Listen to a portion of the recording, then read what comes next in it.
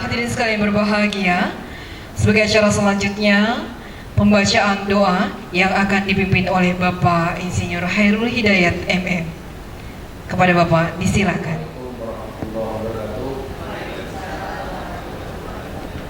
Sebelum diskusi kita mulai, marilah kita berdoa kepada Allah Subhanahu wa taala supaya kita diberikan keselamatan, diberikan kerahmatan, dan juga diberikan kemudahan dalam segala urusan.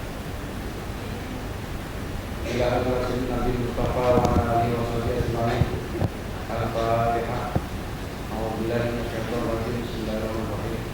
Alhamdulillahirabbil alamin arrahmanirrahim maliki yaumiddin. Ya na'budu wa nasta'in ihdinas siratal mustaqim. Shiratal ladzina an'amta 'alaihim ghairil maghdubi 'alaihim waladdallin. Alhamdulillahirabbil alamin. Allahumma shalli 'ala sayyidina Muhammad. Allahumma ighfir lahu warhamhu wa'afihi wa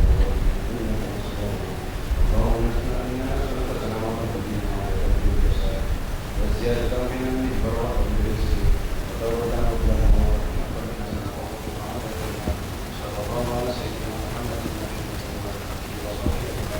walhamdulillahi rabbil alamin. Assalamualaikum warahmatullahi wabarakatuh.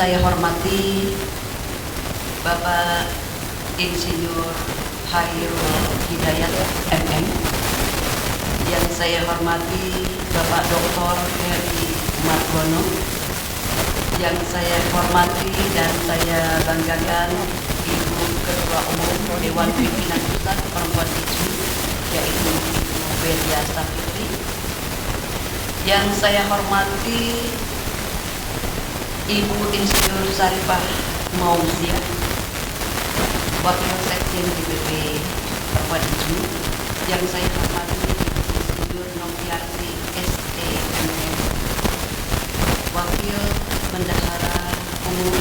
Dewan Pimpinan Pusat Perempuan IJMI, dan yang saya hormati Ibu-Ibu Ketua, Sekretaris Dewan Pimpinan Daerah Perempuan IJMI se-Kalimantan Barat.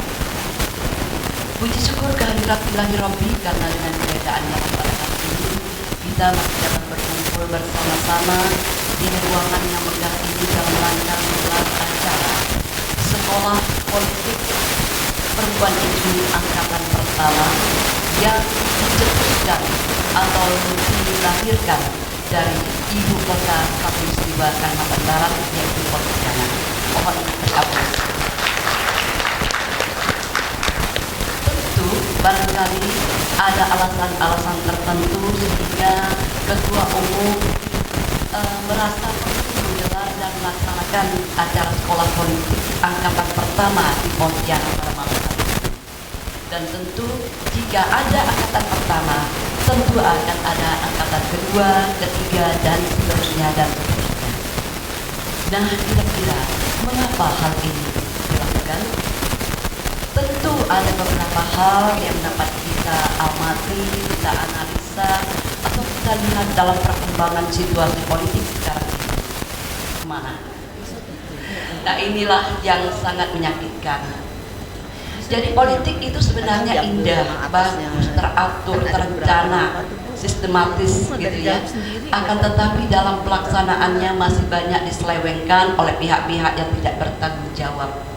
Kita kadang-kadang kaum perempuan ini lugu apa adanya jika kita akan memasuki kancah yang mungkin kurang seret di hati sanduan kita kadang-kadang tidak siap untuk berlaku yang agak ugal-ugalan atau tidak jujur atau yang menjolimi orang. Kita kadang-kadang tidak sampai hati berbuat untuk itu. Wassalamualaikum warahmatullahi wabarakatuh.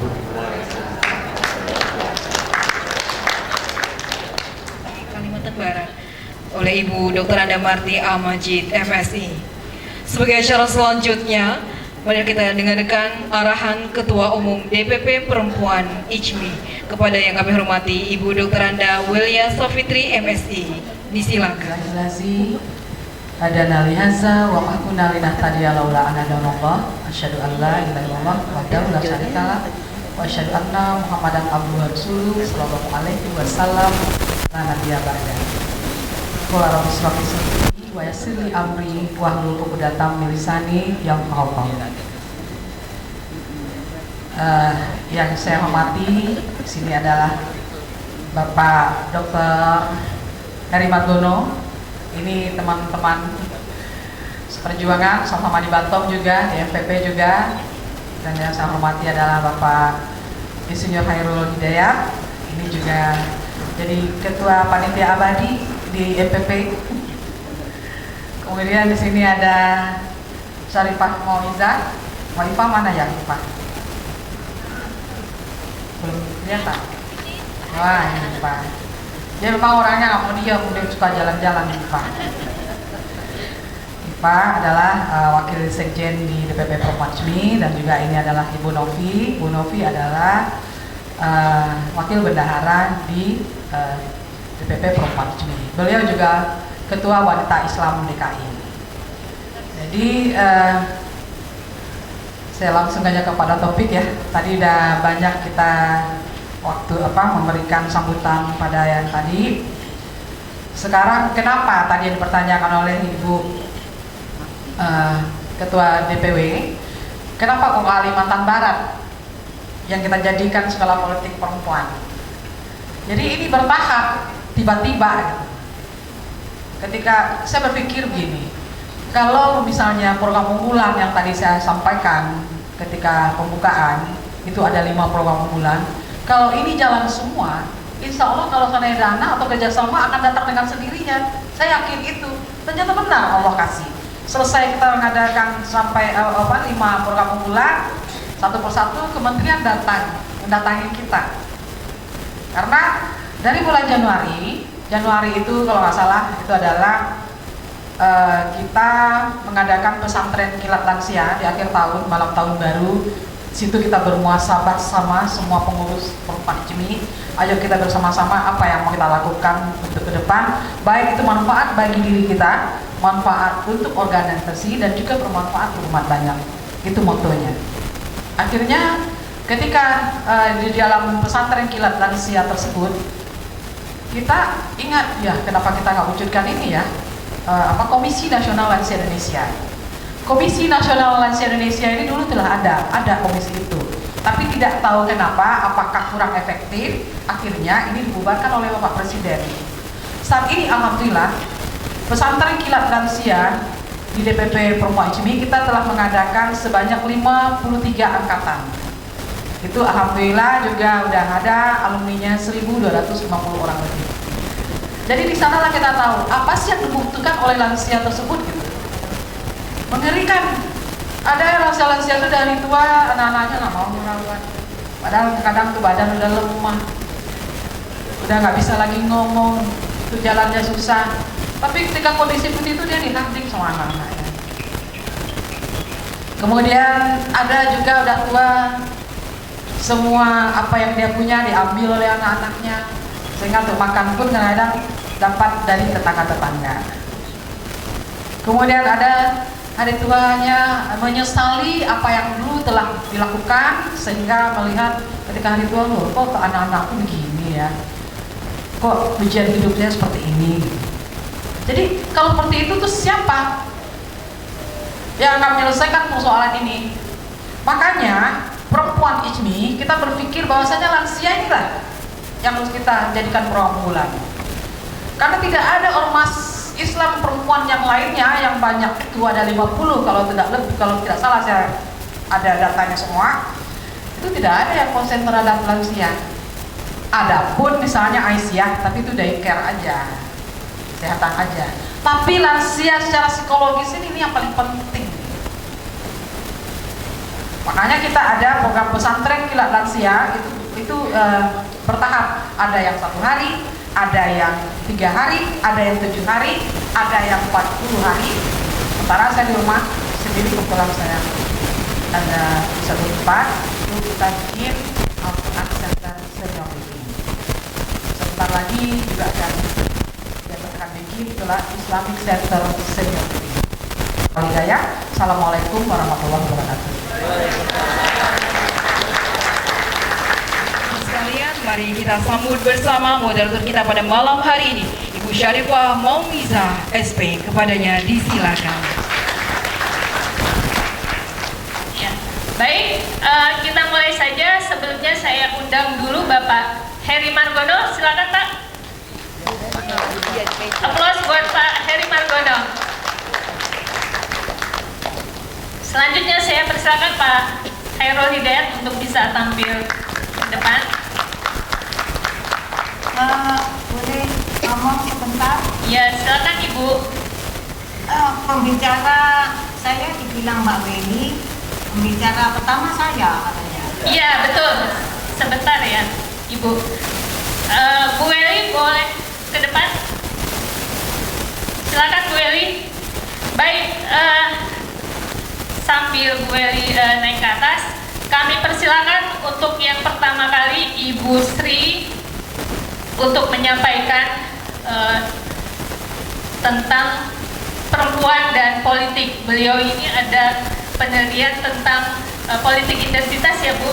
Nah, mungkin nanti bisa dibagi atau di-sharing kepada kami, sekaligus bisa memperkenalkan diri kembali.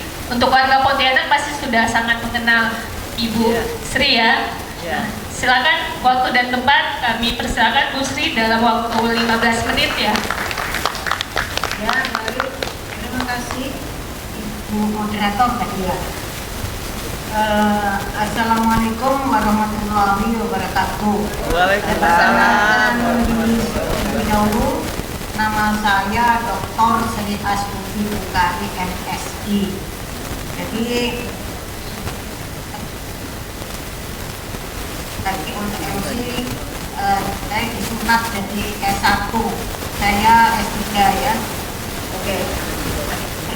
Mohon pembawa acara untuk dicatat dulu. Saya adalah Wakil Ketua Dewan Pakar Pusat dari ruang ini, dan salam sehat juga dari Ketua Dewan Pakar Divisi Pusat Dr. Akbar Ilham Habibie,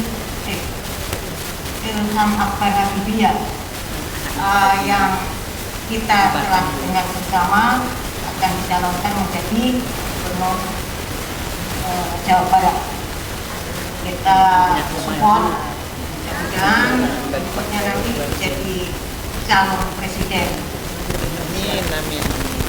Baiklah, yang saya hormati semua yang berada di sini, terutama para peserta dari seluruh Kalimantan Barat.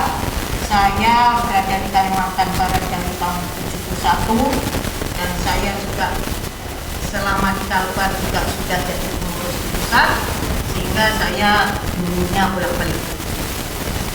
Yang akan kita bicarakan di sini adalah pendidikan politik. Menurut saya, yang di seni perempuan ini sebaiknya bukan sekolah politik ya. Kalau sekolah itu pasti ada semester-semesternya panjang.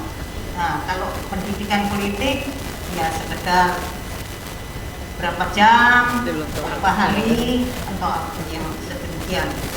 Baiklah, saya tidak berpanjang-panjang karena sekarang sudah hampir jam 9 malam, sehingga kita tidak boleh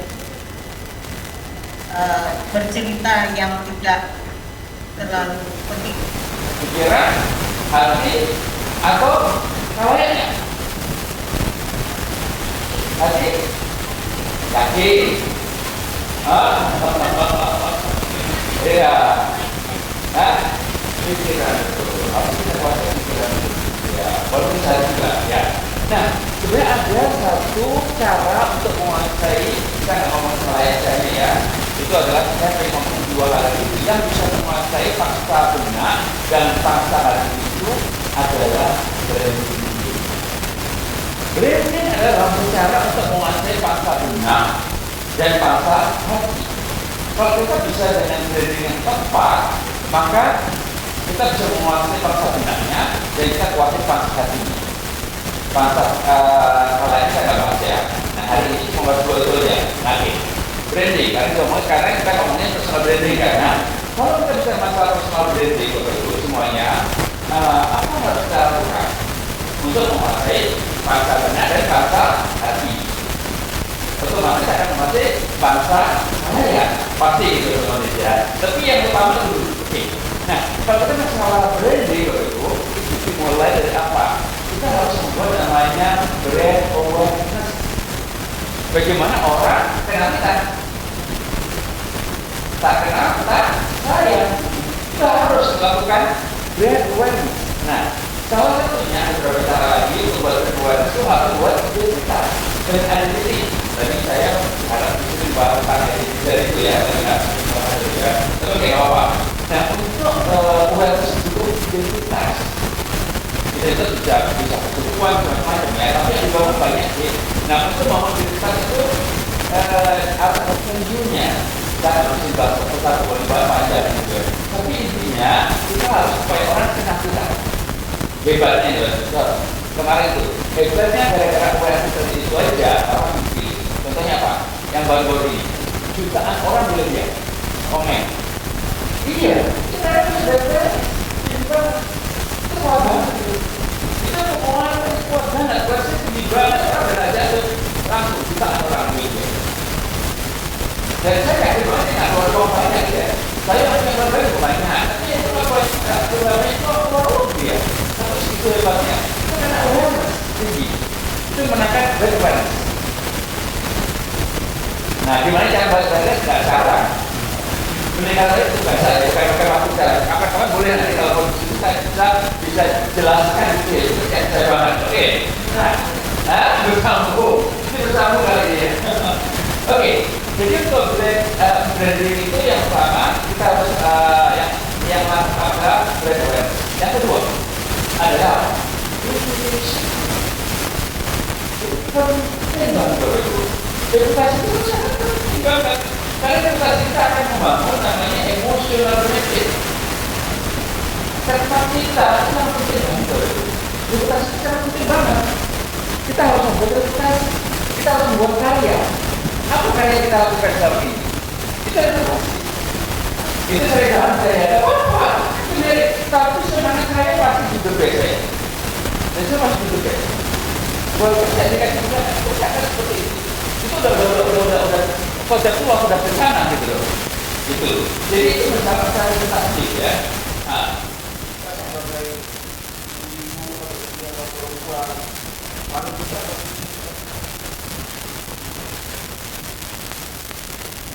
kalau nggak punya kita mengira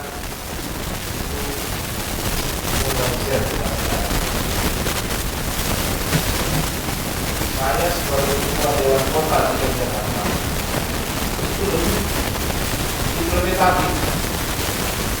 Jadi sebenarnya kalau terlalu awang-awang pikiran, kalau terlalu tinggi-tinggi, sederhana aja sebenarnya. Itu harus mengembangkan sumber-sumber. Kalau kita bicara politik, kalau punya modal,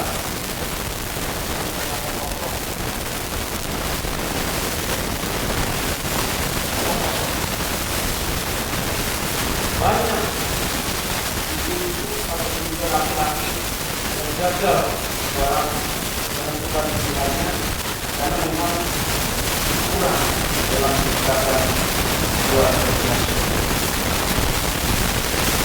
Yang pertama kalau karena itu harus tidak. Karena bagaimanapun itu adalah dari perusahaan keluarga. Jadi kalau 30% itu hanya diindikasikan dengan politik, saya kira jauh kurang. Karena kalau dipaksakan, dia juga pasti akan. Makanya kita harus bersama-sama membangun kapasitas. Yang kedua, itu adalah harus membangun integritas. Itu penting dan sangat penting. Karena orang kalau sudah tidak percaya sama kita kemana-mana juga tidak akan berlaku.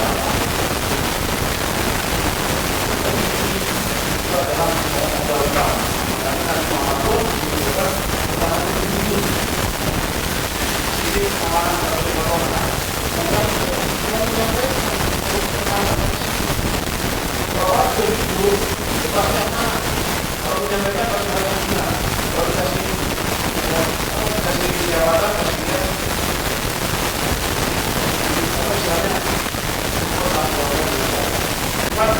harus didukung oleh masa yang tua. Itu saja. Mungkin itu yang perlu disampaikan. Mohon maaf apabila ada hal yang kurang baik. Tapi ini adalah intinya kita saling sharing, kita saling bantu mengulir. Karena dengan saling bantu itu ada nilai sebagainya juga mungkin itu yang saya sampaikan. Tidak terlalu. Assalamualaikum warahmatullahi wabarakatuh. Waalaikumsalam warahmatullahi kita hadapi waktu ada 20 menit untuk pertanyaan. Saya buka untuk tiga penanya atau tanggapan.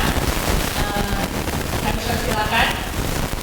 Bagian sini ada yang mau menanggapi atau bertanya atau memberikan masukan, silakan.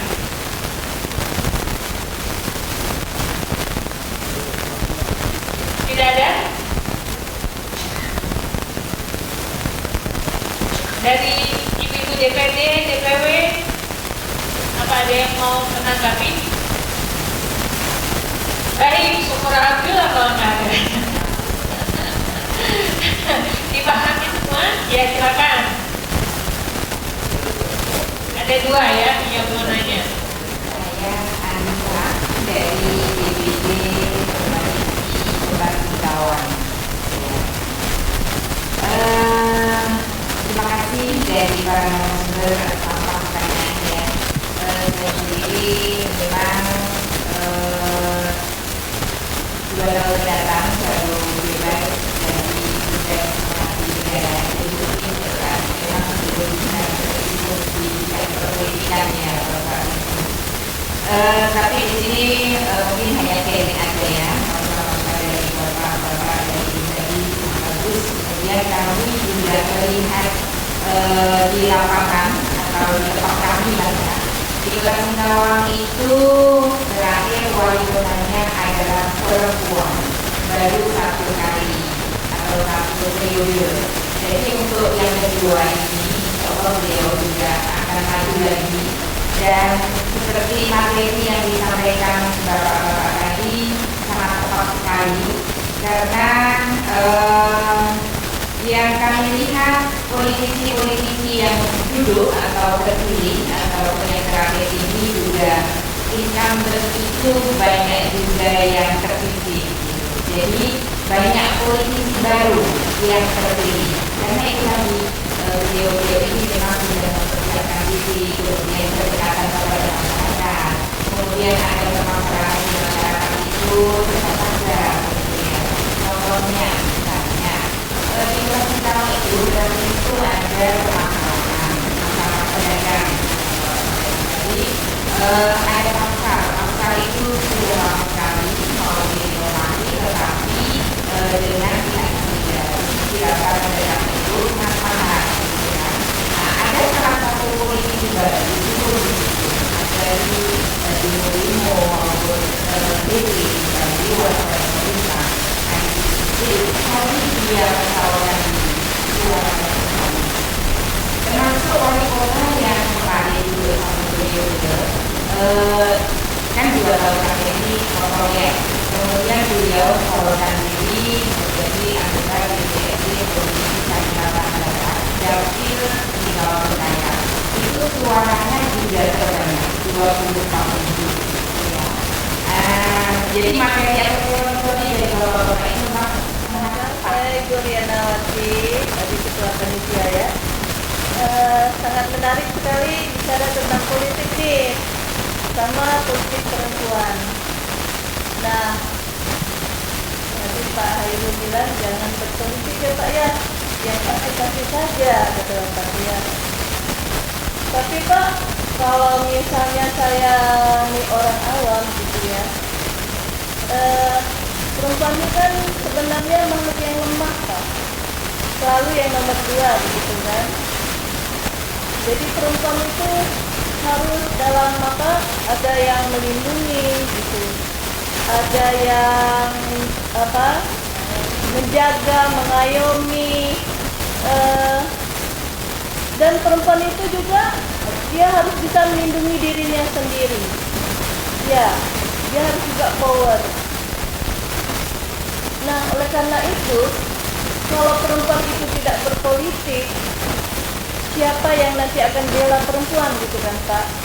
Kalau perempuan berpolitik itu otomatis nanti ketika dia menjadi penguasa atau menjadi politikus, dia akan mewakili aspirasi dari suara-suara perempuan gitu kan. Ya, tidak kita pungkirilah kan, kalau di kantor-kantor itu seperti di YIN itu Pak, tidak sensitif gender, rektornya laki, wareknya semua laki, dekannya laki-laki banyak.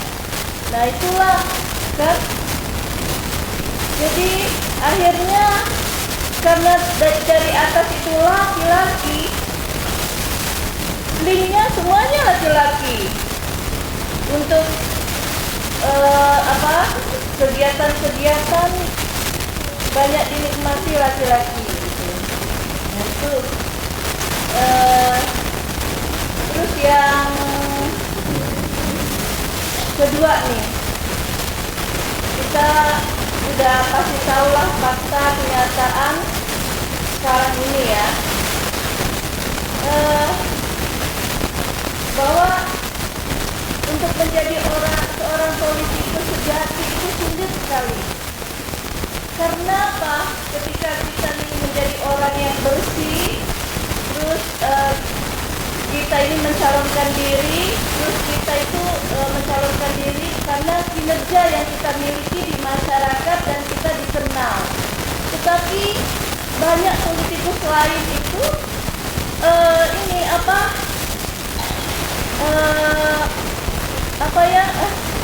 melawan jalur gitu kan, melawan jalur ya. Jadi yang lebih bisa negaranya. Jadi, bagaimana cara mengantisipasi atau mengatasi persoalan ini yang sering terjadi dari pemilu ke pemilu begitu. Nah, inilah menjadi tantangan bagaimana gitu ya menghadapi kenyataan seperti ini. Dua saja. Terima kasih. Kalau itu ya. Kinerjanya pun insya Allah itu bagus ya kalau ini. Dari salah perempuan yang saya perhatikan, sekarang perbedaan perempuan itu melangkah untuk bermain politik atau bermain di belakang atau menurut saya, menurut pendapat saya ya, itu realita yang kita hadapi. Tetapi jadi bagaimana perempuan ini membuat kegiatan-kegiatan edukasi yang membawa bahwa perempuan harus perempuan juga untuk maju. Saya sangat tertarik tadi Bapak menekankan tentang bagaimana orang mendidik kita dengan tiga cara, yaitu pikiran, kemudian halayak, menguasai halayak, kemudian hati.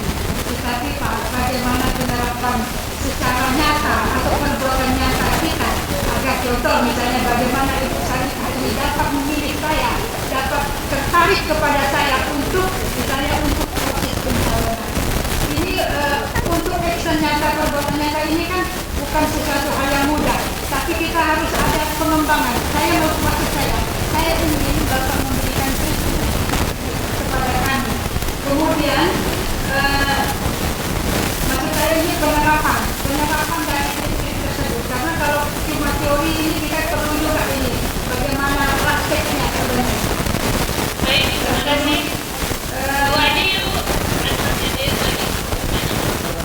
Ibu Welia yang kami banggakan, narasumber Pak Margono, Pak Hairul.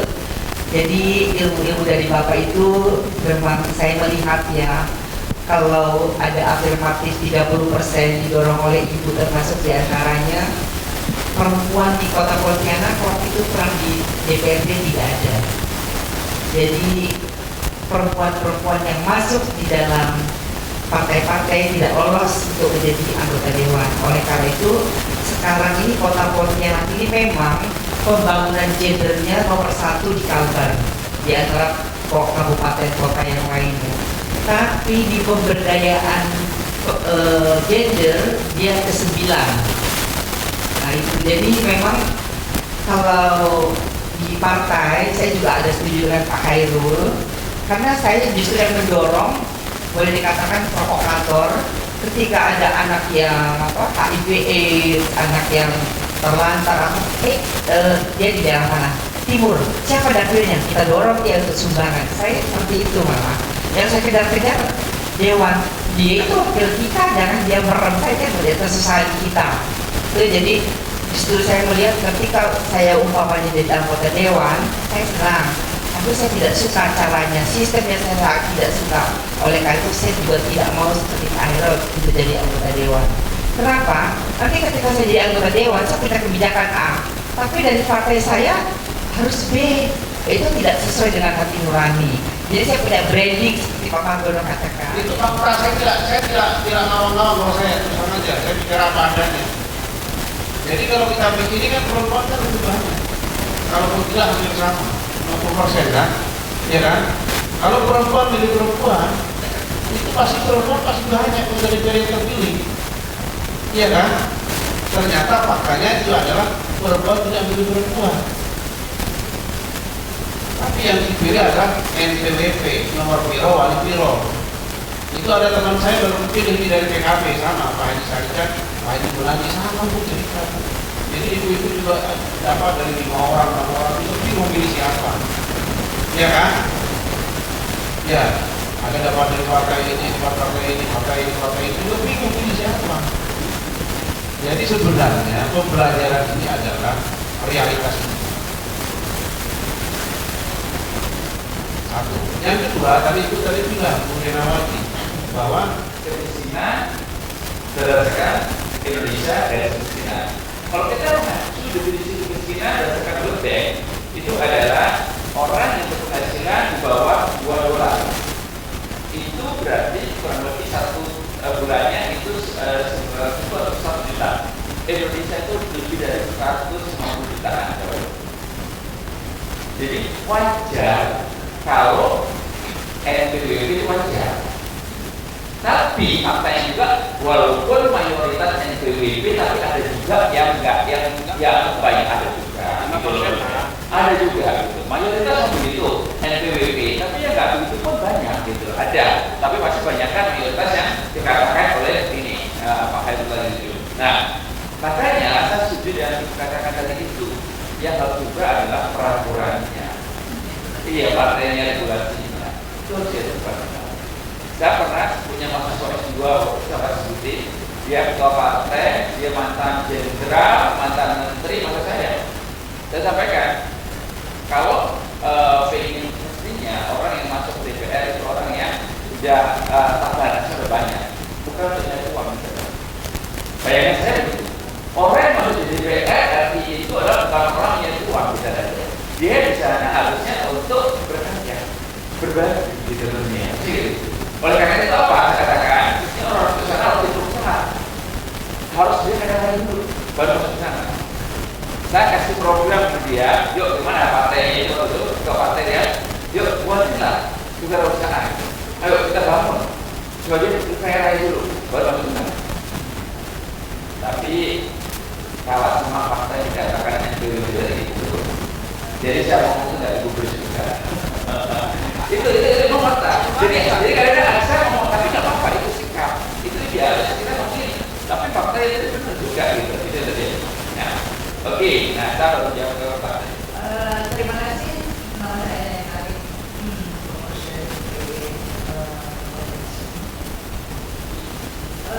Saya ingin bertanya juga sebenarnya. Banyak yang sudah para caleg ini, Pak, yang saya membicarakan masalah caleg. Caleg ini sudah sosialisasi, sudah mengatakan ini itu, berjanji ini itu, Pak. Bahkan ada juga yang sudah membuat jalan di situ, ya. Tetapi pada hari H, tetap Bapak yang bilang PWP. Karena ini 5 tahun nanti belum tentu, Pak. Mendingan saya ambil duit sekarang. Dia ada duit berapa? Saya cuma 200. Begitu pemikirannya. Karena memang garis kemiskinan yang di bawah tadi itu, Pak, ya. Itu dari cara mengatasinya lagi itu saya aja nih sudah mengawal mengerti ya. Agak bingung. Bagaimana ini? Apalagi untuk yang periode yang akan datang. Sedangkan sekarang aja sudah kayak gitu. Lalu yang perempuan pemilih perempuan tadi, Pak. Perempuan pemilih perempuan bukan soal gender. Kita sama-sama perempuan, laki-laki perempuan tidak. Sebenarnya perempuan berada di dewan itu, Pak, untuk ya membela perempuan, aspirasi perempuan yang harus dia perjuangkan. Perempuan dan anak-anak bisa saja dia bilang bahwa susu untuk anak-anak di Indonesia ini ditanggung oleh pemerintah. Itu kan satu gagasan yang baik yang benar. Dan juga perjuangan untuk perempuan-perempuan ya, yang ada di Indonesia ini, tolonglah kesusahannya ya, merasa tertindas tadi supaya tidak lagi begitu. Sekarang sih sudah banyak yang punya yang agak mengenakan perempuan ya. Tetapi itu juga belum cukup ya, belum cukup sama sekali. Laki-laki tetap di atas. Oke. Jadi saya pikir visi dan misi perempuan ini yang harus diketekankan. Pertanyaan saya itu Bapak, kira-kira apa solusinya NPWP ini? Dengan wacana saat ini yang menyatakan lebih baik NPWP itu dilegalkan saja, ini sedang berbagai media banyak sekali wacana seperti itu. Saya mantan penyelenggara pemilu, saya bagian sosialisasi, di mana semua segmen masyarakat saya sosialisasikan bagaimana menjadi pemilih cerdas, bagaimana menjadikan pemilu demokrasi ini berkualitas. Apa hasilnya? Dari segmen pemula perempuan yang menjadi acara utama dari KPU ya, menjadi fokus utama perempuan, pemula dan disabilitas, sampai pada pokok masyarakat.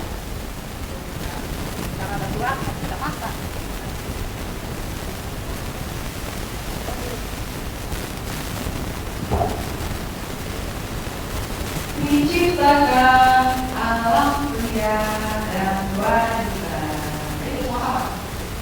dua makhluk dalam asuhan dewata. Ditakdirkan bahwa pria berkuasa, adapun wanita lemah berpenghargaan.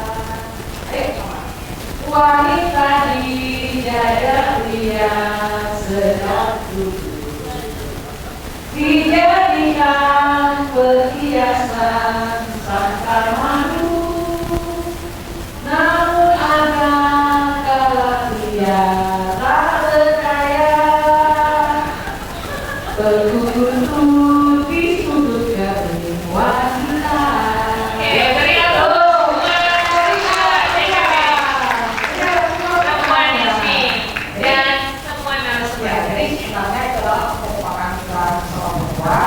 Itu tadi perempuan jadi jangan kita perempuan diri laki-laki, jadi tidak semuanya juga begitu. Demikian saja, kita mohon maaf apabila lebih baik lagi ya.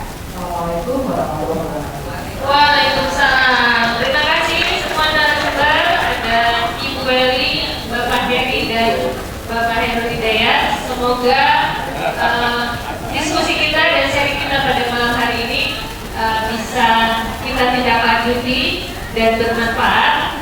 Dan perlu saya informasikan juga bahwa di Komisi 2 DPR itu salah satunya usulan dari Nasdem, saya di Nasdem, itu Wakil Ketua Fraksi sudah membahas mengenai usulan untuk kembali kepada sistem pemilu yang tertutup, dan itu menjadi pembahasan. Dan di MPP ISMI sendiri sebelum ini ada webinar dan Zoom yang sempat membahas juga tentang itu, dan pemikir-pemikir ahli-ahli di ISMI juga yang di bidang politik juga sedang menggodok aturan apa yang baiknya dengan situasi yang terjadi saat ini. Jadi jangan khawatir dengan situasi yang seperti ini. Yang kita harapkan adalah bahwa kita sebagai anggota ISMI tetap ada meningkatkan fokus kita adalah meningkatkan kapasitas, dan kita tidak ikut-ikutan, tetap pada fokus pada pilkada misalnya kita bisa mempengaruhi orang di lingkungan kita untuk memilih personal yang terbaik. Warahmatullahi wabarakatuh. Hidup NPWP.